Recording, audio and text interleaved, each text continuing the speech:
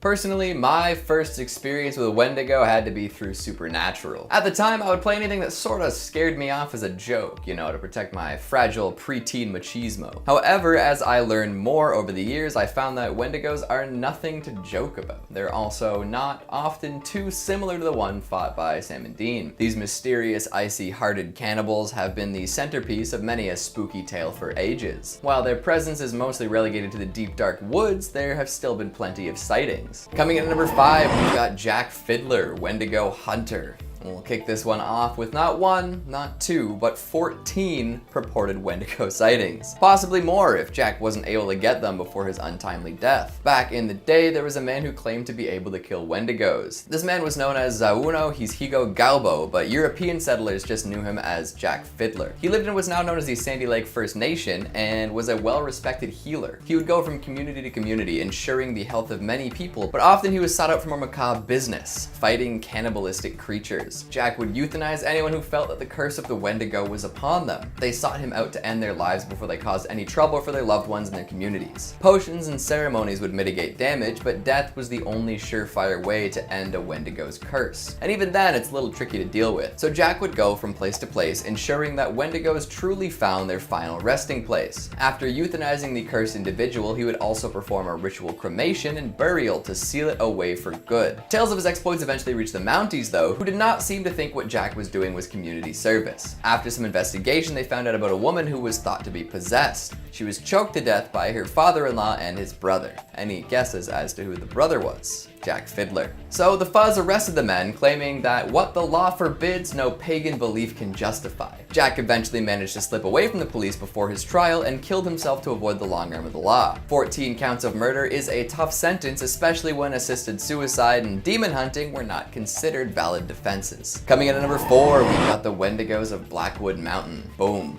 Butterfly effect. This pod of people eaters comes from the choose your own horrific adventure game Until Dawn, featuring a pre-Bohemian Rhapsody Rami Malek. In this game, you make decisions that will end up sealing the fate of 8 unlucky vacationers. See, this group of pals decided to return to Blackwood Mountain a year after a tragic disappearance. They brought some friends up and pulled a nasty prank, resulting in one running off into the night. What the friends might not have known is that the area had been frequented by Wendigos for centuries. European miners came to the area back in the 1800s and were warned off by natives who claimed the mountain was sacred. As settlers tend to do, they ignored this advice and started excavating anyways. In doing so, they released the Wendigo spirits. Later on, in the mid-1900s, a group of miners came back for some of those sweet, sweet minerals. They fell victim to some unfortunate accidents though and found themselves trapped in the mine shafts. Forced to cannibalize to survive, the remaining miners became Wendigos. After a powerful Wendigo was killed, its spirit was transferred to the unfortunate friend who ran off into the night. And you guessed it, this unfortunate individual came back with a vengeance. One by one, depending on how you play it, people fall victim to the Wendigo of Blackwood Mountain, sometimes becoming terrible creatures themselves. So next time you're in a survival situation, ask yourself if it's worth eating people and becoming a depraved monster in order to live. I'd take the long nap, to be honest. Coming in at number 3, we've got the frogs. Sometimes a story will draw you down one path and then pull out a twist so devious your spine will stay tingled for weeks. This is just such a tale. What do frogs have to do with the Wendigo? Well, just sit back and listen and I'll tell you a tale. This comes from Reddit user Unathana, who has a long history of listening to frogs make noise at night. When they were a kid, their grandmother would reassure them that the croaking was actually good as it kept the Wendigo away. Over time, they got used to the sounds and actually found them quite soothing. Flash forward many years and Unathana is enrolled in post-secondary education, taking a course on Native American literature. The Wendigo that they're learning about here is described a little differently than they remember their grandmother talking about. Frogs don't really do all that much to protect against such a creature. A damn shame. They then moved to a new place on the edge of town within a stone's throw of a pond just packed with frogs. The noise was once again comforting to them and they tended to keep their windows open to hear them and enjoy the balmy summer heat. However, the night they recounted this story, things were different. Gone was the heat as well as the sound of frogs. In fact, it was unseasonably cold and the night was quieter than ever. This did not bode well for Unathana, not one bit. Every passing second meant more dread, with nowhere to run or hide. The Wendigo is out there somewhere. Better watch out. Coming in at number 2, we've got Anansi's Goatman. one of the best known Wendigo green text tales. The proliferation of spooky encounter stories on 4chan's paranormal board had a large impact on creepypasta culture in the early 2010s, usually told from a first-person perspective in bullet point form. Well, Anansi's tale starts as a green text, maybe to entice more readers to stick around, but soon becomes a more traditionally written story. It chronicles his trip out to Alabama to visit family and the very strange things that happened while in the rural landscape. He and some cousins went out to a little cabin/trailer in the woods and brought some neighbors and other local kids with them. At first, it was just a smell, something like copper or blood that washed over the area. Nobody could explain it, so they tried to ignore it. Then strange figures appeared in the trees, making awful noises. Folks were freaked out, so they ditched the fire and went inside, which resulted in plenty of loud bangs at the door. Understandably, lots of people were scared and wanted to leave, but trekking back through the woods late at night with no weapons, with all this going on, seemed like a bad idea. They decided to stick it out till morning and then leave once whatever rednecks in the woods stopped messing with them. Soon they realized that there were 12 people in the cabin at some point, and now they were just down to 11. Uh-oh. So the next morning, some people left, but Anansi and his buddy Tanner stuck around with a few more folks. The copper smell came and left over and over again, and soon enough they realized that one of the people they were with was acting weird. She ran off slack-jawed into the woods and nobody saw her again. Tanner's cousin showed up later with a gun and claimed to have seen that girl gibbering alone in the woods. He tried to talk to her, but she didn't respond. Weird. On the last night everyone was at the cabin, somebody fired at the figure in the woods, causing it to scream and thrash for hours. During this time, everyone tried to get some sleep in the cabin while Tanner stood guard with the gun. Half asleep, he noticed someone come in from the bathroom and fall asleep on the floor. But that put their head count at higher than he remembered. It's a bad sign. Just to be safe, he continued to pretend to sleep in the guard chair and noticed that the new addition would convulse and thrash around from time to time. The next morning, everyone left except Tanner, who said he'd lock everything up. Checking the bathroom that the extra body came in from, he noticed that the bathroom window was wide open. Whatever this creature was, it was infiltrating their cabin and pretending to be another person the whole time. Horrifying. And finally, at number 1, we've got the gunnut green text. We'll cap off this list with one more green text similar to Anansi's story, but with a different twist. A group of friends from college decided to take a trip out to an uncle's cabin. The stench of blood and copper was just as prevalent here, and over time, the strange event stacked up. The friends heard their own voices off in the woods, calling out for people to come find them. Dead animals were left all over the property, culminating in 2 halves of a deer being thrown at the side of the cabin. Thankfully, these pals were all a bunch of gun nuts with experience making homemade thermite, and when the going got bad, they got to work. Preparing to leave the cabin in the middle of the night, they had different roles for dealing with their Wendigo assailant. Some took point with rifles, while others packed their things. But at the last moment, after one pal went running off into the woods to see what he could find, they noticed something odd. A figure looking like their friend who had just run off was in the back of the cabin, appearing extra disheveled, pretending to pack up with the rest of them. This was their sign to open fire, and toss one of their homebrew thermite grenades after it. Even then, they can't be sure that they actually put an end to whatever shape-shifting creature was stalking them.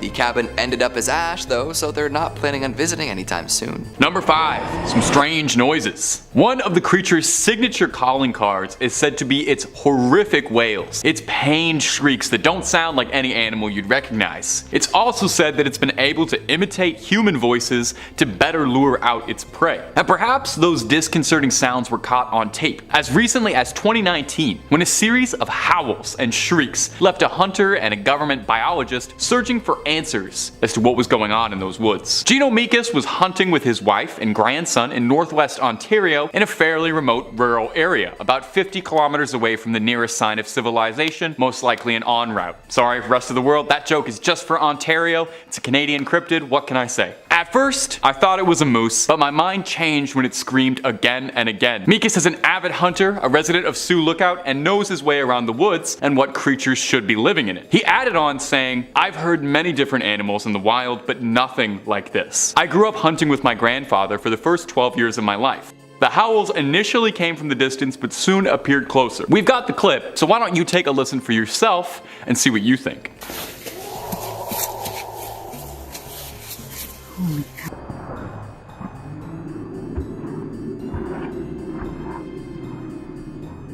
Now, some speculated that it could be a grizzly bear. However, there's not a lot of evidence for that since grizzlies don't really live in these surrounding areas. They are known to roam, but there's not reports of grizzly bears nearby. Others speculated that it could be a wolf, which definitely is possible, but you would think that an expert seasoned hunter would recognize a wolf. So, there's a number of people who speculate that this could be the mythical Wendigo caught on tape. And if you're looking for way more stories of folklore, creatures, cryptids, well, you already know what channel I'm going to recommend. It's the one you're watching right now. We've got tons and tons of scary lists just waiting for you to discover. So hit that subscribe button, please make sure to hit that bell so you don't miss a single scream and get all caught up. But do that at the end of this video if you wouldn't mind. I got way more Wendigo sightings coming up for you. Number 4, Southern Ontario sighting. Our next story also comes to us from my home province of Ontario. Makes a lot of sense. It's where a number of regional myths revolving around the Wendigo all originally stem from. Now this one comes to us from an anonymous Redditor who posted to the Skinwalkers subreddit detailing a strange encounter that they had, possibly with the creature.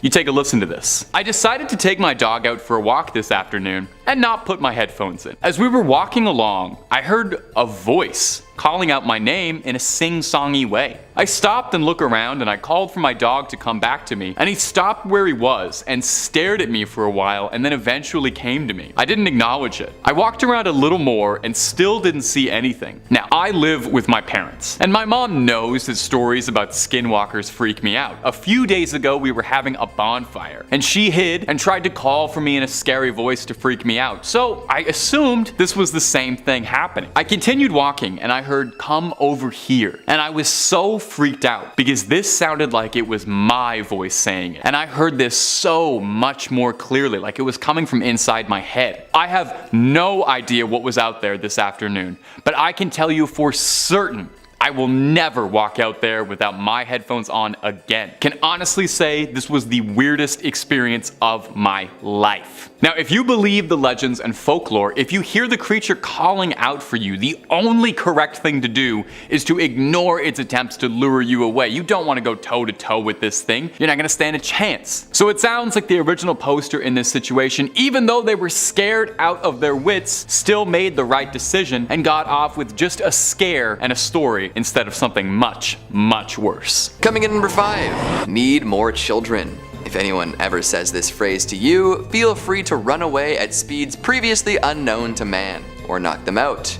You have my full support. However, if the individual in question ends up being a Wendigo, then you're probably not going to have much luck with either of those tasks. They're just too strong and too spooky. And they get what they want most of the time, as evidenced by this story told by a now deleted Reddit user. I wonder how they're doing these days. I'll do my best to abridge this story for the sake of the length of today's video, so here we go. A man, his girlfriend, and their 3-year-old son all went out of town on a camping trip. At the behest of his superstitious partner, our storyteller packed the classic camping supplies, plus a shotgun, rifle, combat knife, and machete. When they reached their campsite, they noticed that the park rangers were kind of on edge and didn't seem to notice that they brought a whole pile of weapons. Odd. Onwards they trudged though and set up camp. That night they witnessed a horrible scene. It looked like someone had brutally killed a large animal, a buck perhaps, and dragged it away by the antlers. Not an easy task by any metric. Unnerved but resolute, they ate dinner and fed their son, then went to bed. In the middle of the night, a strange noise echoed throughout the woods, waking the man. He sat up and heard what sounded like muffled crying, prompting him to peek outside of the tent. What he saw he couldn't quite explain. It was like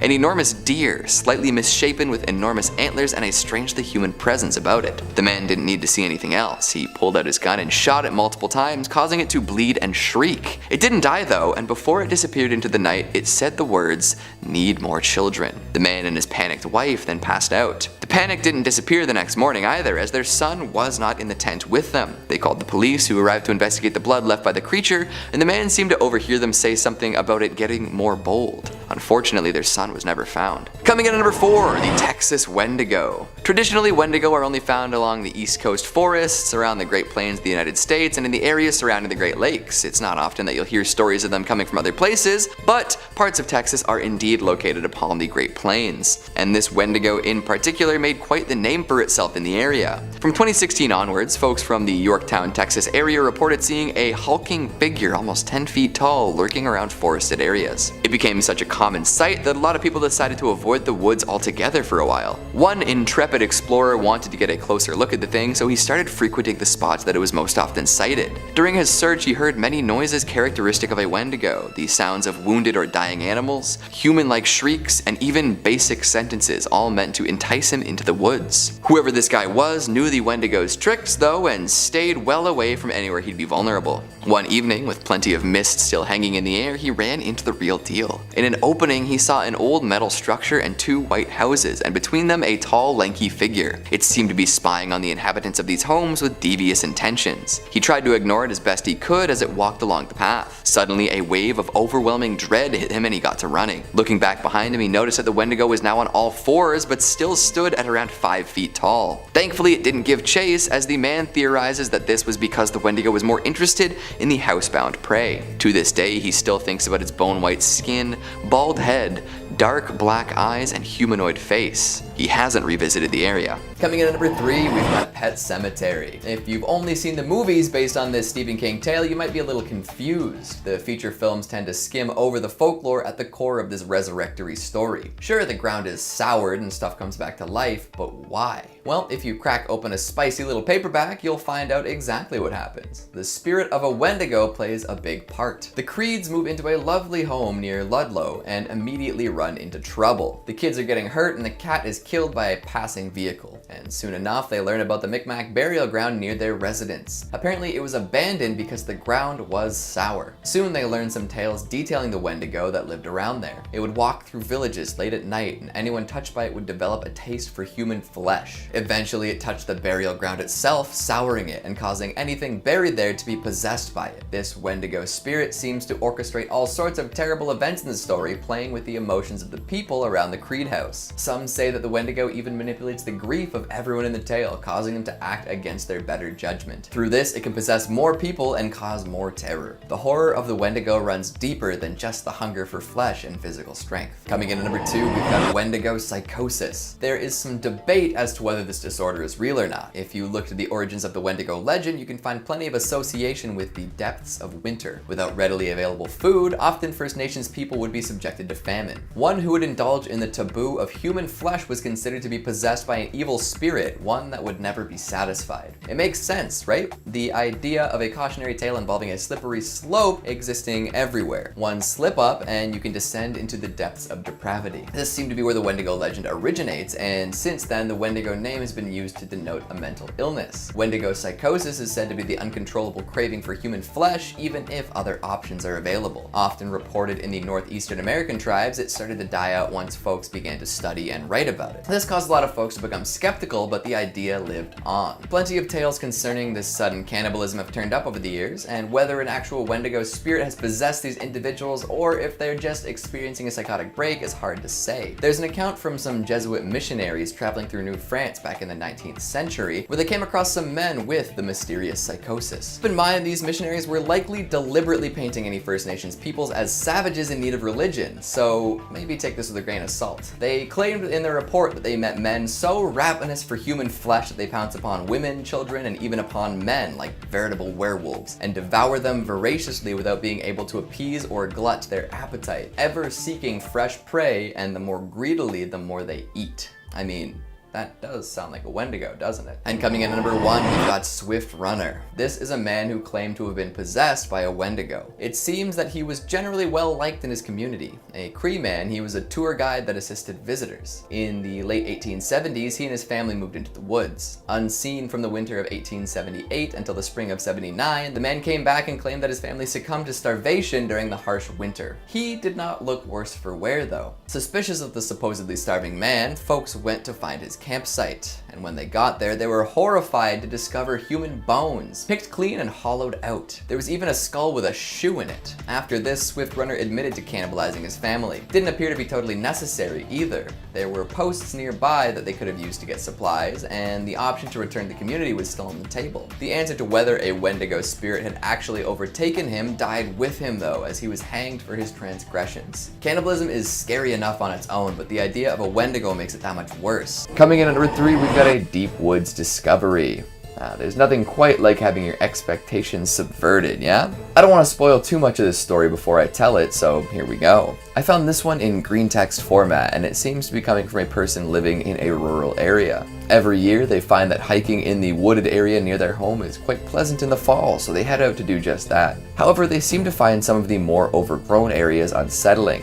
Makes sense, especially if you're far away from society at large. As they explore a little more, they notice something dive into the bushes, giving them a start. At that point, the hiker has had enough and decides to book it. There's something nearby though, and it seems to be following quite closely. Eventually, the hiker makes it to the end of the trail and realizes that they have to go back where they came from. After the experience they had, they're not looking forward to it. In the end, they do indeed buck up and head back to the top of the trail. When they get to the part where they saw something dive into the bushes, they realize that it wasn't a monster or anything sinister, but in fact a little girl. She calls out for help, but as the hiker gets closer, a strange feeling washes over him. It looks like the girl is hurt and can't walk on her own, but when the hiker gets close enough for the little girl to see him, she begins screaming bloody murder. Oh no. It's at this point that the hiker gives up all pretenses and eats the girl, taking her form. Bet you didn't see that one coming. Coming in at number 2, we've got the Mooseman. Let's take a quick trip to Alberta, except instead of seeing the mountains or hockey, we'll go looking for shape-shifting terrors. Hooray! There were tales circulating around for a while about some sort of centaur with moose features instead of horse ones, although many claim these to be patently false. That's not going to stop me from talking about it as if it were real though. This thing lived by the river and never got too close to human settlements. However, it would often kill and mutilate game animals to make them unusable. In fact, it's also said to have been involved in the killing and maiming of many men as well. Beyond the moose-centaur comparison, there isn't much to be said about the way this creature looks. It's huge, as all moose tend to be, and walks around with flesh hanging from its antlers. Like many creatures in the same vein, it reeks of something otherworldly and tends to make hideous noises when encountered. Whether the moose look is its only avatar or one of many forms, we may never know. And finally, at number 1, we've got the Roadrunner. Meep meep indeed. While walking his dog at around 10 p.m, our storyteller came across a couple dead rabbits accompanied by a horrid stench. Assuming it was just a fox or something, he moved right along. Soon after, his dog started acting super weird though. It wouldn't move at all and seemed to be staring at something off in the distance, eyes wide. Then the smell came back. This time he couldn't quite place where it was coming from, but he'd heard enough stories about bad smells and evil vibes in the woods to know to be careful. He took his dog and got off the path, hiding in some tall grass to the side. That's when he saw it. Something almost indescribable. Gray skin, rotten flesh, a horrible, emaciated horse's head, limbs that only seemed to half work. Made him want to run away at full speed immediately, but that was a bad call with it so close by. Sneaking seemed to be the better choice. The man and his dog started creeping away and got about 50 feet. The creature was out of sight now and the man thought he could start running. But apparently the Roadrunner knew exactly where he was trying to sneak away to and was immediately on his tail. Thankfully, the sneaking gave this man and his dog a bit of a head start and they were off to the races. As they ran from this awful beast, the man could hear it breathing. It sounded like an overexcited child, happy to be running in the woods in search of something good. Thankfully, getting back to the jagged gravel path proved to be a challenge for the Roadrunner. Whatever was wrong with its limbs made it difficult to traverse the rocky terrain, and eventually it gave up, screaming all the while. The man hasn't seen the creature again, but that's no guarantee that it's not around. Shapeshifting isn't uncommon with these kinds of things. Well, how do you feel about the Wendigo now? Any better or worse than when we started? It's a fearsome class of beast, that's for sure. Number 3, Wendigo as a metaphor. Beyond viewing the Wendigo as a literal monster or as a boogeyman created to prevent people from eating each other in desperate times, some people view the Wendigo as a metaphor for greed and its all-consuming nature, helping to reinforce the communal values that let members of a tribe live well together in their environments. Interestingly, native scholars have used this metaphor in modern contexts to great effect. For example, in his 1978 book Columbus and Other Cannibals, The Wetico Disease of Exploitation, Imperialism, and Terrorism, Dr. Jack D. Forbes uses the Wendigo as a metaphor for the attitudes and behaviors of domination and exploitation enacted on his people. As he writes, "I have come to the conclusion that imperialism and exploitation are forms of cannibalism, and, in fact, are precisely those forms of it which are most diabolical or evil," going on to say that the treatment of minorities clearly attests to the fact that, quote, "the wealthy and exploitative literally consume the lives of those they exploit." This really shows how effective this legend is as a metaphor for greed, working just as well in a tribal setting to prevent people from hoarding what little food was available as it does in a modern setting where imperialism's need to make others suffer for the benefit of a ruling class is explored. So, from a metaphorical standpoint, the Wendigo is undeniably real. We just call it capitalism. Number 2. Wendigo psychosis. Whether the Wendigo is real or not, there are documented examples of people going mad and engaging in Wendigo-like behavior. People who crave a more scientific explanation coined the term Wendigo psychosis to explain this behavior. The term is controversial, but has been applied to instances in the past as a means of explanation. For example, in the 1661 Jesuit Relations, which were published progress reports by Jesuit missionaries, reported about an incident that was believed to be the result of Wendigo possession, but has later been labeled as Wendigo psychosis. Here is the translated quote. What caused us greater concern was the news that met us upon entering the lake, namely, that the men deputed by our conductor for the purpose of summoning the nations to the North Sea and assigning them a rendezvous, were there to await our coming, had met their death the previous winter in a very strange manner. Those poor men, according to the report given to us, were seized with an ailment unknown to us, but not very unusual among the people we were seeking. They were afflicted with neither lunacy, hypochondria, nor frenzy, but have a combination of all these species of disease, which causes them a more than canine hunger.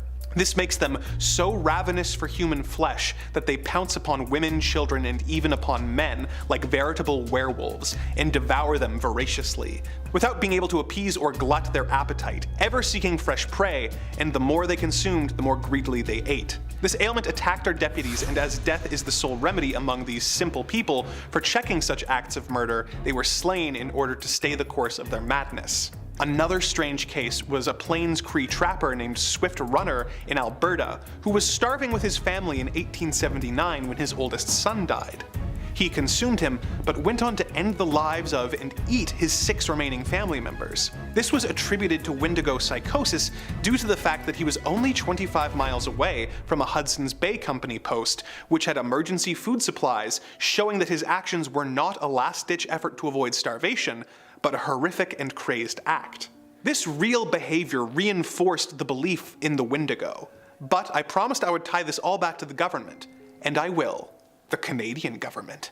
Number 1. Real Wendigo hunters. This entry focuses more on the belief that the Wendigo is a spirit who possesses people rather than causes them to turn into a giant monster. This belief has caused a few situations where people attributed violent acts to possession by the Wendigo spirit, or in other cases took the lives of people thinking that they were possessed and that their death was the only way to prevent the dangers of the Wendigo from taking innocent lives. An infamous case was the story of Jack Fiddler, the chief and shaman of the Sucker Dudum among the Anishinaabe in the northwest Ontario. He was renowned among his people for his ability to defeat Wendigos, having claimed to have defeated 14 of them during his life. He said that some of them had been sent by enemy shamans and some were afflicted members of his own band. In these cases, many of the afflicted's family members, or oftentimes the afflicted themselves, would request that Fiddler euthanize them according to their people's rites before they turned Wendigo. Fiddler resisted efforts to have his people convert to Christianity, making them some of the only indigenous people left in North America who were living traditionally with very little government interference in their legal or religious matters. In 1907, 2 members of the Northwest Mounted Police heard about Jack Fiddler and his Wendigo fighting and decided that this was a perfect opportunity to introduce Canadian law to the North. They arrested Jack and his brother Joe for murder, keeping them in captivity while awaiting trial. Canadian newspapers picked up and sensationalized the story, saying that it involved devil worship, and people across the country demanded a conviction, while the police investigating the issue viewed it as an opportunity for fame and advancement. Jack Fiddler escaped and took his own life, and his brother was charged despite testimony showing that the deaths had been euthanization of very ill people in an effort to protect their tribe, and that they were ignorant of Canadian law. He was sentenced to death, although further appeals secured his release. Unfortunately, the release order came 3 days after he had died. Without their leaders, Jack's people were forced to accept government rule and signed Treaty No. 5. Oddly enough, the government has not been very open about the fact that they sentenced 2 men to death in an effort to assert their power and dominance, and to bring fame and notoriety to their agents. See, I told you I'd bring it back to the government. Number 5. The literal legend. The Wendigo story has some variation between tribes, but most of the general details are the same. My research has shown that some tribes believe that the very first Wendigo was a warrior who made a deal with an evil spirit in exchange for the skills, strength, and stature to defeat his foes and save his tribe. He was transformed into the Wendigo, and after the battle was banished by his people.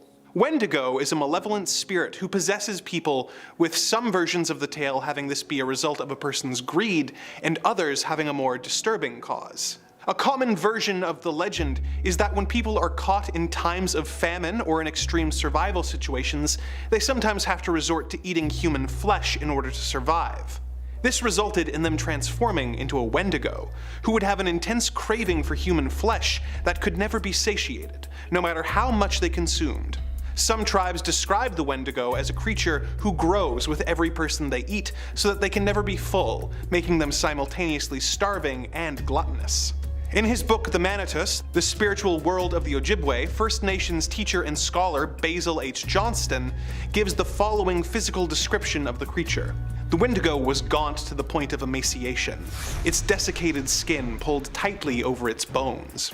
With its bones pushing out against its skin, its complexion the ash gray of death, and its eyes pushed back deep into their sockets, the Wendigo looked like a gaunt skeleton recently disinterred from the grave. What lips it had were tattered and bloody, unclean and suffering from the suppuration of the flesh. The Wendigo gave off a strange and eerie odor of decay and decomposition, of death and corruption. Wendigo's level of cunning in speech vary from version to version, with some tales having him imitate the voice of a loved one in order to coax their victims closer. A particularly disturbing folk story that was part of the compilation of tales assembled by a scholar named Lottie Marsden in Ojibwe Myths and Tales Archaeological Report of the Canadian Institute goes as follows. One time, long ago, a big Wendigo stole a boy. But the boy was too thin, so the Wendigo didn't eat him up right away. But he traveled with the boy, waiting for him to get fat. The Wendigo had a knife and he'd cut the boy on the hand to see if he was fat enough to eat. But the boy didn't get fat. They traveled too much.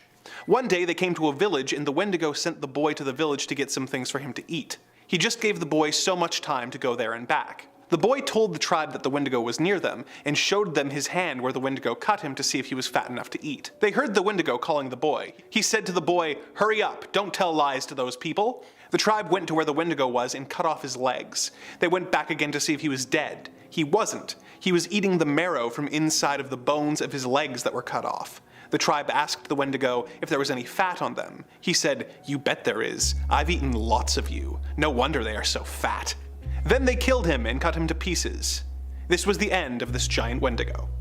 Number 4. The purpose of the legend. Whether the native people believe in the Wendigo as a literal creature or merely as a legend depends entirely on the individual's beliefs and who you ask, and it's frankly really not for me to say. There are certainly a significant number of believers who report sightings, but for the purpose of this entry on the list, let's look at the Wendigo from the perspective that it's a folk legend that was created and passed down for a purpose beyond "Look out, snow monster!" Many scholars believe that the Wendigo was created as a cautionary tale and a deterrent. As any Canadian will tell you, the winters here can be long and brutal. This would result in hunting parties being trapped in storms and there being extreme food shortages. In such extreme survival situations, it would not be uncommon for people in their desperation to consider eating members of their community in a last-ditch effort to survive. This was considered extremely taboo, obviously, and the prevailing idea was that in these situations it was the proper response to face famine with resignation and a readiness for death. This lends credence to the idea that the legend was created as a deterrent and a cautionary tale to prevent members of the tribe from eating each other during the long, brutal winters, telling them that indulging in the consumption of human flesh would transform them into a hideous and ravenous monster who would be hungry forever. Some have suggested that the Wendigo's appearance is a reference to the harsh elements of the winter, with their emaciation being reminiscent of the hunger winter caused and their tattered and bloody lips being reminiscent of the enduring ravages of frostbite. If the tribe believed that someone could also be transformed into a Wendigo due to greed, what better way to deter it than to tell the greedy party to shape up so that they could avoid turning into a Wendigo? The taboo against Wendigo-like actions were so strong that during times of famine, tribes, such as the Assiniboine, the Cree, and the Ojibwe, would reinforce the supposed dangers with a ceremony known as Wendigo Kanzim Owen, where people would wear masks and dance backwards around a drum. Although the Wendigo works well as a deterrent to man-eating, it is also used in a less literal way that is essential to keep in mind to understand the deeper meaning of the legend.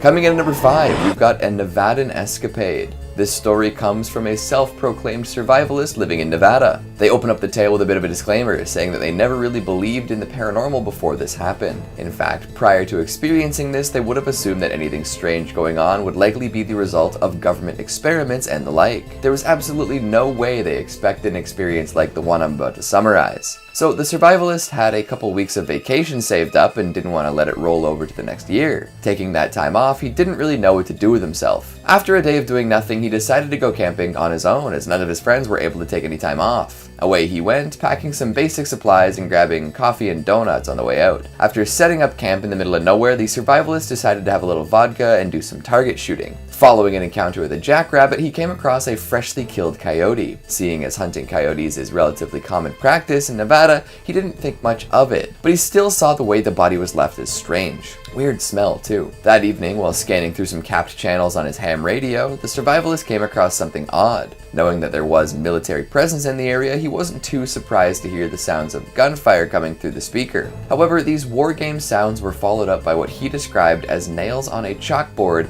and a blood-curdling scream. Immediately after hearing these noises, the radio crapped out. Uh-oh. Reassuring himself that whatever happened there was hundreds of miles away, he went to bed. The next day, while puttering about, he wandered into a fenced-off military area, letting him know that whatever those noises were last night, they were probably closer than he assumed. Exploring this area more, he came across a cave that piqued his interest. Heading inside, he didn't notice anything odd at first, but soon became attuned to a very particular rotting smell. The same smell he noticed when coming across the oddly killed coyote. This tipped something off in his head and he got the hell out of there. At that point, the survivalist was terrified. Returning to his camp, he found that it had been raided. Everything was torn up, tossed about, and emptied, and nothing was missing though. While checking on his equipment, he noticed that all of these sounds in the area had stopped, dead quiet as night fell. And that's when he saw it.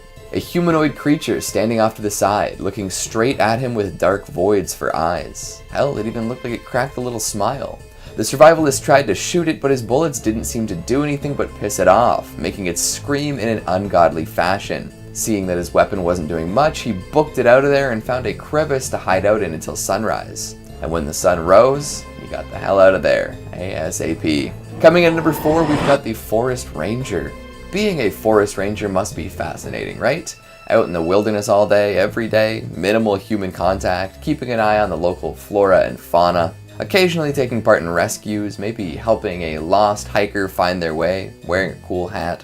What a life. Of course, it isn't all fun and games. There are plenty of harrowing situations one can find themselves in when deep in the forest. However, mythical monsters don't usually come up during job training, so you better watch out. Take this tale from a forest ranger somewhere in the States. While responding to a missing persons report, they found themselves in a tricky area of the hiking trail. At some point it splits, with one of the paths leading people deeper into the forest instead of back to the service area. Naturally, the ranger called for some backup, and about a half hour later his backup showed up. Ranger and backup head off into the woods, calling out for the missing person, but to no avail. And when they got to the split in the path, Mr. Backup disappeared too. Trying for a while to contact the missing backup on their walkie, the ranger got a little spooked. Then, when all hope seemed to be lost, he ran into someone matching the description of the original missing person. However, this individual didn't respond to anything the ranger said to them. The ranger took the person back to their truck and told them to wait in the back while he went to look for his backup again. At this point, his backup chimed in on the walkie, saying that he'd found the missing hiker at the bottom of a hill with a broken leg and would be returning with him soon, which didn't line up with what he had seen. The ranger went back to the truck and saw that it was empty, with the passenger door wide open and the cage inside bent out of shape.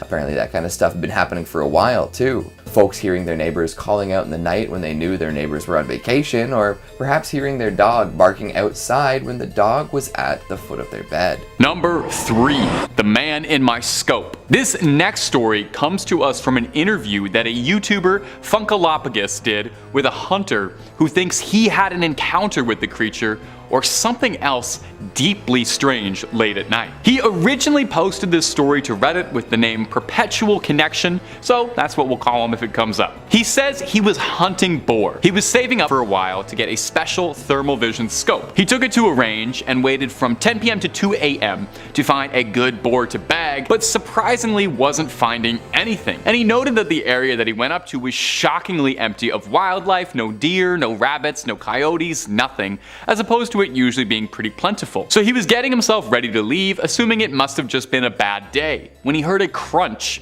come from the direction that he'd entered the park. So he raised his scope to see what it was and saw initially what he assumed was a bear, some big mass on his scope. He zoomed in a bit and jolted when he realized it wasn't a bear, but looked a bit more like a man. Now what was disturbing him was that he was about 30 miles away from any other public areas. And there were no other cars parked around, no wildlife to speak of. The only other living thing next to him was this person in his scope, who happened to be completely naked, twitching and grabbing at all the foliage. The OP then says that the mysterious figure looked up at him and in an extremely unsettling, high-pitched feminine voice began to call out for help. The hunter believed that he was being trapped and scrambled to escape. He said it didn't sound like this voice should be coming from this entity, and he said that the creature was staring at him with a wide smile and unfurled itself standing on its back legs, standing 6 feet tall or maybe more. He pointed his weapon at the unknown entity and warned for it to stand down, and said that it arched on its fours again and hissed at him like a cat before disappearing into the brush, screeching in wail. The hunter would return to his car and drive off in an absolute panic, I think like most of us would, and he would tell authorities what he saw, but he was only reprimanded for hunting at night. I mean, fair enough. If I reported that story to the sheriff or something, I think I as the sheriff would hear that and just, scratch that off, be like, oh, I'm not messing with that. So what do you think? Did he happen to come across someone in the woods who was just having a wild night on all of the substances, or was that a close encounter with death that he narrowly avoided? Number 2, the 2019 sighting. This next sighting happened in 2019. It's the same time as the first point. Coincidence? Absolutely, but worth mentioning nonetheless. This next story was posted to Reddit by a user named Bradley Innovates. Bradley tells about how he had just been discharged, honorably, don't worry, from the Marines and was returning home to his home state of Alabama. Sweet home Alabama, and was catching up visiting on old friends. His best friend Jacob in particular. The two of them had been friends their whole life and usually got up to, boyhood stuff, hanging out in the woods, that kind of thing. The two of them traveled out to a secluded campsite that they'd enjoyed when they were younger, bringing a long arm with them for target practice. The two were chatting and eventually got onto stories of cryptids in the woods, namely, you guessed it, the Wendigo. His friend told him one could summon this creature by speaking its name 3 times into the woods like Bloody Mary. I've said its name like 9 times in this video. I'm speaking into a camera, so I hope that's okay. I hope I'm not cursing you out there. Might be best just to sage your house a little bit after watching this video. Anyway, Bradley played along and spoke his name out 3 times, only to discover nothing happened. Until he heard a snap in the woods, and his reflexes instinctively darted backwards. A few coyotes ran by, and his friend decided that it was enough scares for the woods and started to pack up when a tree began to fall forward towards them. Now, if that wasn't already unnerving, the Redditor said the next thing he heard was the voice of his friend's younger sister calling out to them both, except they didn't bring her along and she wasn't anywhere nearby, and that's when both of them knew they were in far deeper trouble than they thought. They claimed that they saw an emaciated, fleshy monster, deathly thin, with next to no meat on its bones, skin as pale as ash, and a vibrant blue eyes. That actually sounds pretty familiar, to be honest. The men fired at it and ran screaming from the woods towards their car. They escaped, horrified by what they saw, but luckily alive. If this story is true, then that has to be a real-life encounter with the creature. Number 1, Jack Fiddler. There truly aren't many sightings or stories of Wendigos, and indigenous people don't particularly like to share these stories out of their tribes. Despite the popularity on apps like TikTok, it's a pretty niche bit of folklore. Of course, it could also be because there are people out there maintaining the local population. Jack Fiddler, or Zanhano Gahengogawa, was an Ojibwe shaman living in Sandy Lake in the late 1800s, early 1900s. He was renowned among his people for being a hunter of the supernatural, defending his tribe from threats that no one else would be willing. There are many documented cases of indigenous people who, feeling themselves lose control to the appetite or the spirit within them, would request that someone close and trusted would be the one to finish them off. This could be a close friend of the family or a family member. It was an act of mutual trust. Zanhano Gahengogawa claims to have felled 14 Wendigos during his lifetime like this. Of course, not everyone would see it this way. By 1906, word would reach the Royal Canadian Mounted Police, the Mounties, that to them there was this is a quote,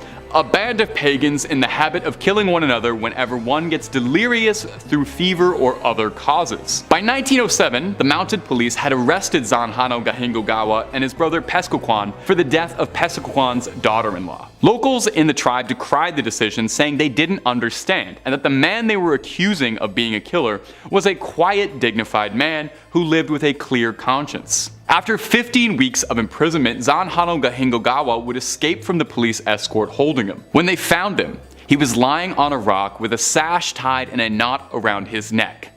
It was his way out of escaping persecution. It's kind of a sad end. I probably should have ended on like a joke or something. I don't have one. I don't have a joke about that.